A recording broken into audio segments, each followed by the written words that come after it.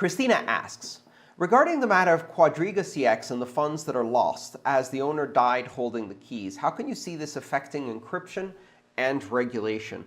It's an interesting question. Christina, QuadrigaCX is a Canadian exchange that recently went into bankruptcy proceedings in order to protect itself legally while it tries to find where it can get its funds to pay back its customers. And the story apparently at the moment, as far as we know, is that the owner of the exchange had sole control over keys that were what's called cold storage, which means that these were the long-term store of Bitcoin that are not put offline for security reasons, that are not put online for security reasons. And apparently the owner of QuadrigaCX was the only person with access to these keys. They died recently, and as a result, those keys are now lost. It appears they were stored on an encrypted laptop or something like that. I mean, this is a perfect example of the risks of third-party custody over keys. I've used this expression many, many times. You've probably heard it being chanted as a mantra, not your keys, not your coins, or not your keys, not your Bitcoin, not your keys, not your crypto.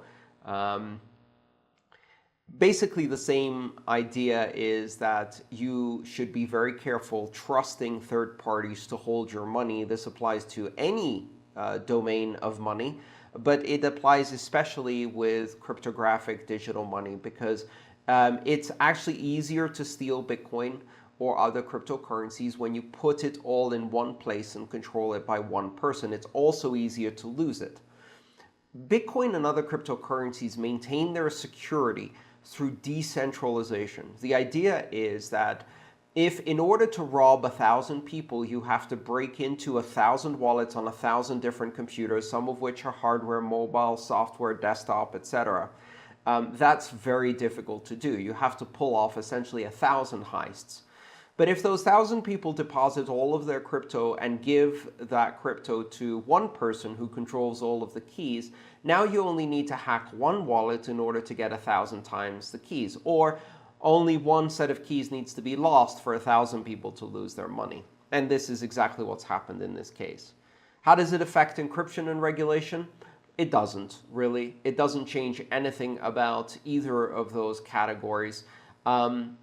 It's arguably, as I said when I did my testimony to the Canadian Senate, it's important to think about institutions that hold Bitcoin on behalf of other people, custodial accounts like that, as very similar to banks and put them under the same type of scrutiny because they concentrate risk.